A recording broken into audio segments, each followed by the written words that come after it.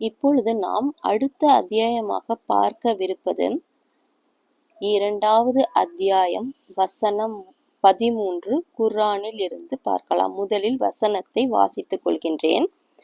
இன்னும் மனிதர்களில் நம்பிக்கை கொள்வது போல் நீங்களும் நம்பிக்கை கொள்ளுங்கள் என்று அவர்களிடம் சொல்லப்பட்டால் மூடர்கள் நம்பிக்கை கொண்டது போல் நாங்களும் நம்பிக்கை கொள்ள வேண்டுமா என்று அவர்கள் கூறுகின்றார்கள்.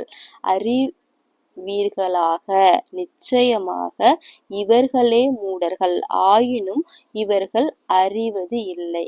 இந்த வசனம் முக்கியமான வசனமாக கருதப்படுகிறது. இந்த வசனத்தை நீங்கள் சற்று சிந்தித்து பார்க்க வேண்டும்.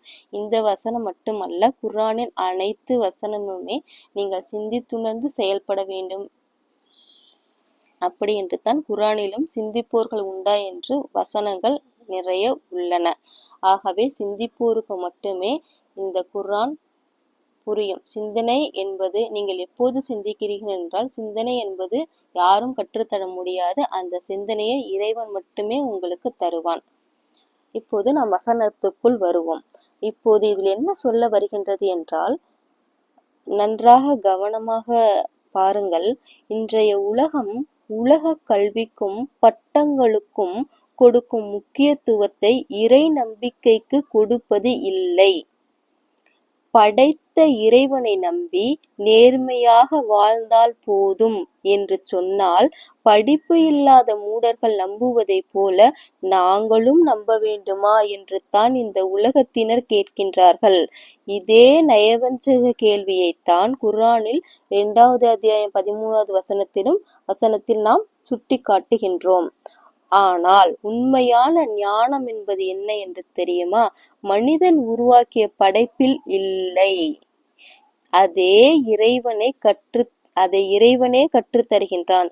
எந்த படிப்பும் இல்லாத முற்காலத்திலும் மனிதர்கள் சிறப்பாக வாழ்ந்தார்கள்.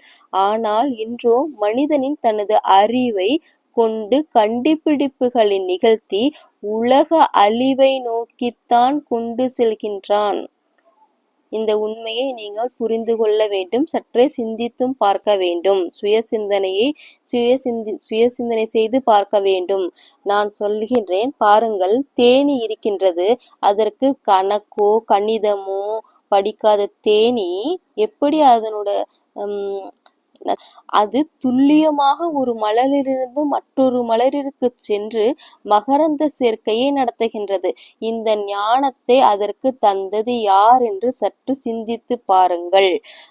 அல்லது நீங்கள் குழந்தை பிறக்கிறது, குழந்தைக்கு தாய்ப்பால் உறிஞ்ச குடிக்க கற்றுக் கொடுத்தது எந்த பள்ளிக்கூடம் கற்றுக் கொடுத்தது? அந்த அறிவை யார் ஊட்டியது? இதை நீங்கள் சற்றே சிந்தித்து பார்க்க வேண்டும். ஒவ்வொரு விஷயத்திலும் ஒவ்வொரு சனத்திலும் நாம் இந்த உலகத்தையும் பூமியையும் வானத்தையும் பார்க்கும் பொழுது நிச்சயமாக நீங்கள் படிக்கும் கல்வி முறை எப்பேற்பட்டது என்று சிந்தித்து உணர்ந்து செயல்படுங்கள். இப்படிப்பட்ட பிரபஞ்ச அதிசயங்களை உற்று நோக்காமல் இறைவனை நம்புபவர்களை பார்த்து மூடர்கள் என்று கேலி செய்யும் இந்த மனிதர்கள் தாம் உண்மையான மூடர்கள். இயற்கையின் சான்றுகள் மூலம் இறைவனின் வல்லமையை விளங்கும் மிகச்சிறந்த ஒப்பீடுதான் இந்த வசனம் நமக்கு குறிக்கின்றது. எல்லா துறையிலையும் நீங்கள் சோதித்து பார்த்து கொள்ளலாம். இறைவன் அருள் புரிய வேண்டும். இந்த வசனத்தை பார்த்து நாம் எப்படி இதில் நடந்து கொள்கின்றோம், மற்றவர்களை பார்த்து நாம் எப்படி இதை சிந்திக்க வேண்டும், அவர்கள் மூடர்களா இல்லை நாம் தாம் மூடர்களா என்று. அதாவது இதில் உங்களை திட்டுவதற்காகவோ அவர்களை திட்டுவதற்காகவோ இந்த வசனம் வரவில்லை. நாம் சிந்தித்து பார்க்க வேண்டும். இதில் நிச்சயமாக இந்த உலகம் எப்படி இயங்கிக் கொண்டிருக்கின்றது என்பதை நாம் சிந்தித்து பார்த்து செயல்பட வேண்டும் என்பதே இந்த வசனம் நமக்கு சுட்டி காட்டுகின்றது. இது தொடர்பான வசனத்தை நாம் இப்போது பார்க்கலாம். இது தொடர்பான வசனத்தை பார்த்தால் 2வது அத்தியாயம் 11, 12 இது தொடர்பாகவே நாம் வைத்துக் கொள்ளலாம். பூமியில் நீங்கள் குழப்பத்தை உண்டாக்காதீர்கள் என்று அவர்களிடம் கூறப்பட்டால் நிச்சயமாக நாங்கள் சீர்திருத்தம் செய்பவர்கள் மட்டுமே என்று அவர்கள் கூறுகின்றார்கள். எச்சரிக்கை, அதாவது நிச்சயமாக அவர்கள் தாம் குழப்பவாதிகள், எனினும் அவர்கள் உணர்வதற்கில்லை. இந்த வசனம் இதற்கு தொடர்பான வசனமாக கூட நாம் எடுத்துக்கொள்ளலாம். பிஸ்மில்லாஹிர் ரஹ்மானிர் ரஹீம்.